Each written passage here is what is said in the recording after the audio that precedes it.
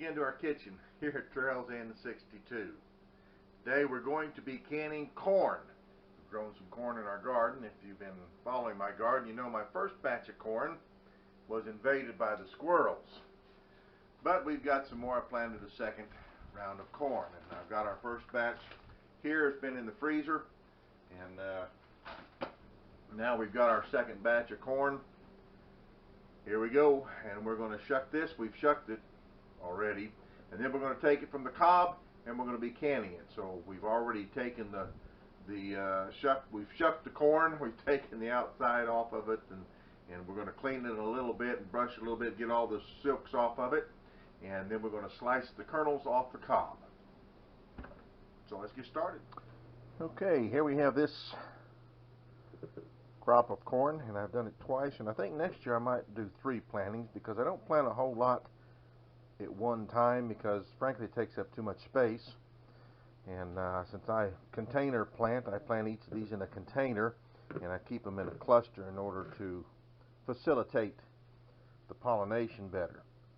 And this is what I come up with my second planting, and that's good. We'll keep a couple of these out, 2 or 3 of these out, probably maybe 4. Have some corn on the cob. The rest of it we're going to cut up, and this is, like I said, this is what we harvested in our first cutting. We took it off the cob, we put it in the freezer to keep. I've got it thawing out now so we can can it. We just put it in there to keep while the second batch was growing, so we'd have enough to do a canning. And I like corn. I'd like to grow more, but like I said, it takes up a lot of space, and I plant it in clusters because clusters tends to help it pollinate better. So this is what we're going to start with. We're going to wash each of these off. I've pretty much got the silk off of them. When I shuck the corn, I get most of the silk off at that particular time. So they're looking pretty good, but I am going to wash them off and rinse them off, and I've cut some bad spots out of some of them, and there may be a few more bad spots in them that we'll cut out as we slice it off the cob. Now you can get a regular corn off the cob slicer. I don't have one. We're just going to use a knife, but I might invest in one next year to do this and give it a try. But they're designed just to take the corn off the cob real easy, and there's several different kinds that you can use for that. But we're going to just slice them off with a knife, and then we'll put them in our hot jars, cover them with boiling water. I do a raw pack. I don't blanch them. You can blanch them. Some people do. You can cook them a certain amount. Some people do. You blanch them before you take them off the cob. So there are several different ways to do it. I just do it the raw pack method because that's the easiest, and it's going to cook in the pressure cooker anyway. Alright, so we're going to slice these off of the cob and go from there. Alright, here we go. Now I've got a little pad here. This is a little flexible cutting pad that I use. And basically what you do is you just simply slide it about 3/4 of the kernel off.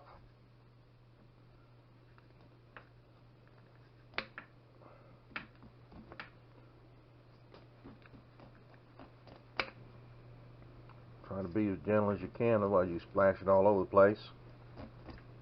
But we just cut it off, slice it off the cob.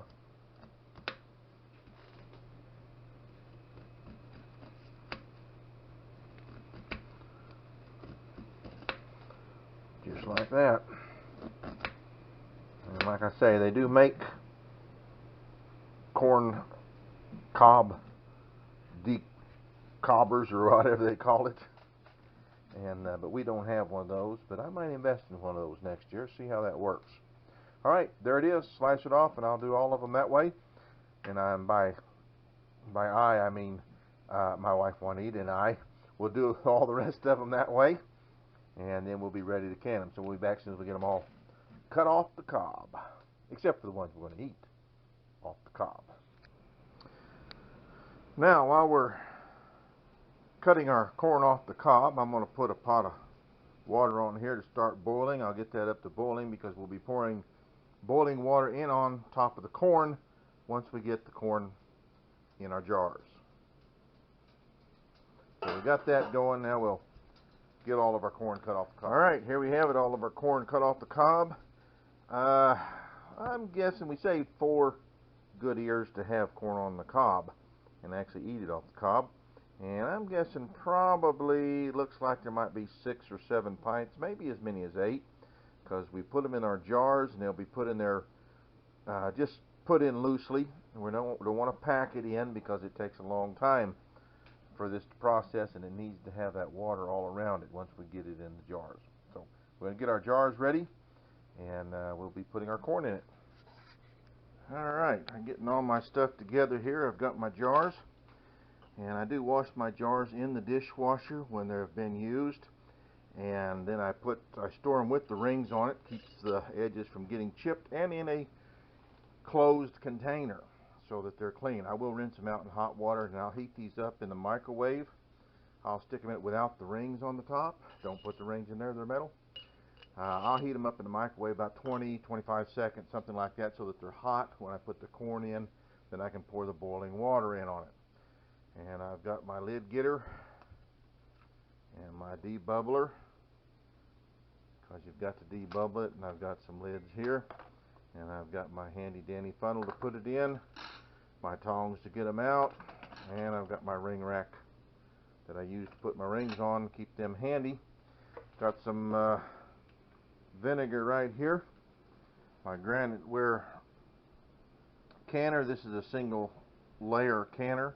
I do have a double layer, but I won't need it, so I'm going to use my single layer, and I put a splash of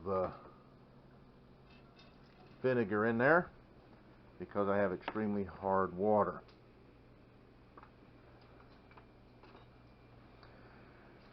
Now I've got my water, like I said, getting ready to boil over here, and I fill it up quite a bit in my little stock pot. There's plenty of water here, that I'll have enough hot water to put in my jars over my corn, and I'll also have enough hot water to put in my canner. So I'll make sure that I have plenty.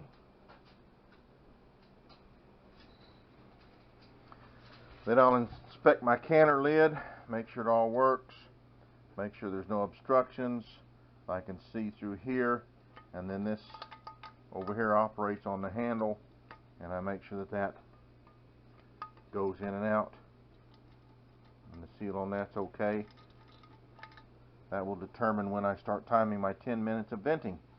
And I check my ring, my seal gasket, make sure it's all good in there, still looking good, and we're ready to go. Taking my rings off my jars. You don't want to put those in the microwave with the rings on it because they are metal. When I'm ready to put the corn in, I'll put my jars in the microwave about 20-25 seconds. I've got my lids here, and I do still put my lids in hot water. I bring it to a boil on the stove, and then I shut it off, put the lids in. They say you don't have to do that anymore, but I kind of like to do it anyway. It's the way I've always done it, and it works for me, so why change now? Okay, we're ready to put these in the microwave here. Now I usually will rinse my jars out even though they've been washed in the dishwasher and been put up sealed, because sometimes you get a little residue in the bottom of them from the dishwasher, so you want to make sure, just in case, I like to rinse them out. Okay, now we got 8 of them in there.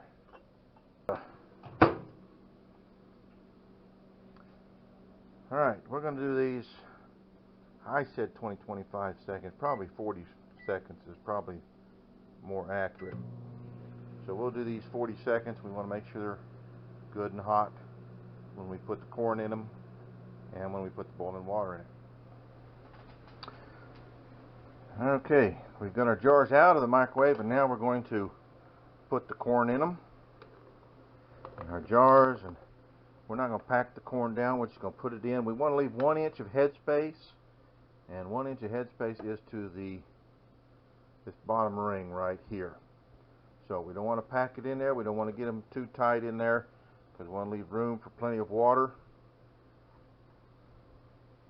So we'll just put each of these in.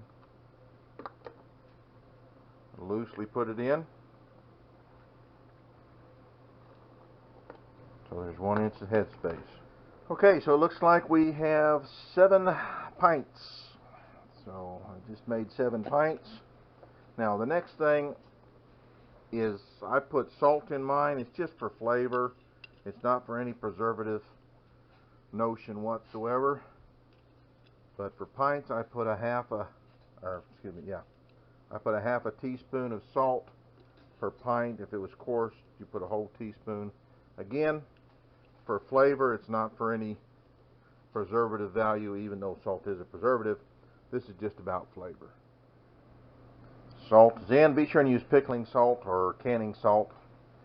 That's what it calls for. It works better. You can use regular table salt if you want to, but canning salt, pickling salt is better. Now, we'll fill these up to 1 inch, cover everything with the hot water. It's boiled for my lids, and I just need 7, 5, 6, 7 lids. I wait till I'm ready for them to put them in, so I don't do too many.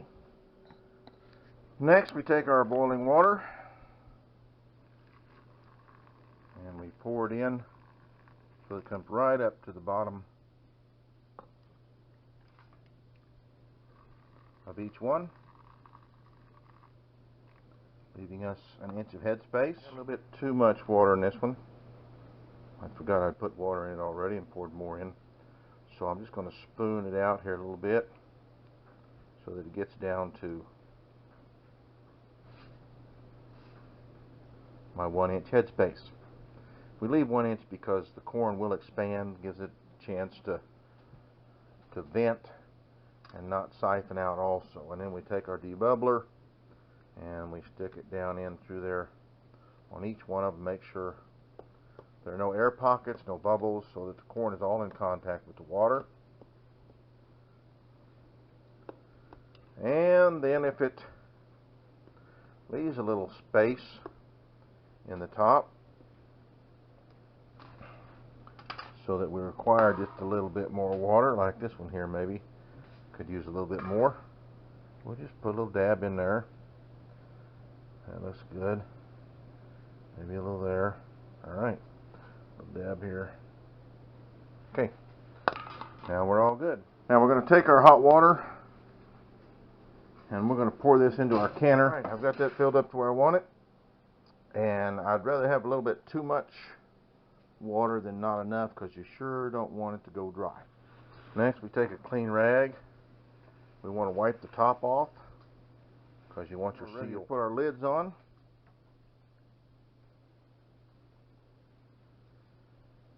We haven't turned our canner on yet because we don't want to get the water too hot. It's got the same water we used to put in the corn.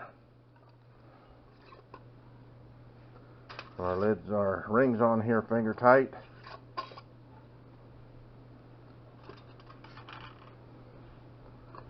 That allows for it to vent, and by leaving the headspace we hopefully prevent siphoning. Not too tight, but not too loose. I like Goldilocks, just right. Alright, then we're going to set these in the canner. And there you have them in the canner. Lid goes on. Heat goes on. And we put our lid on.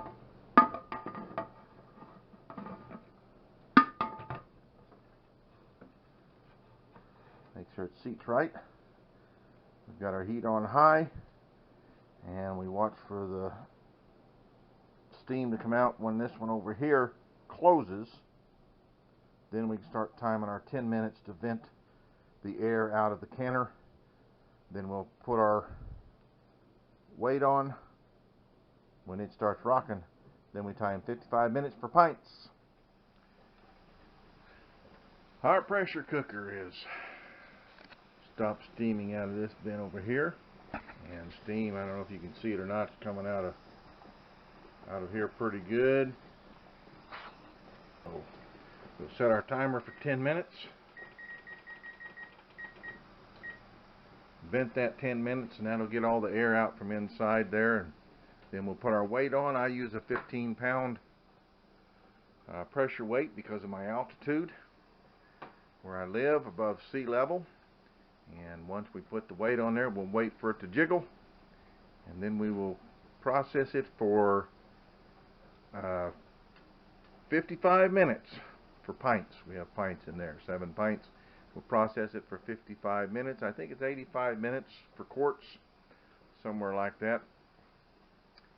So, but we do pints because that's about all we use at a setting. And we'll get that processed. We'll let you see what it looks like once it's done. And there you have it. 7 pints of corn fresh from the garden.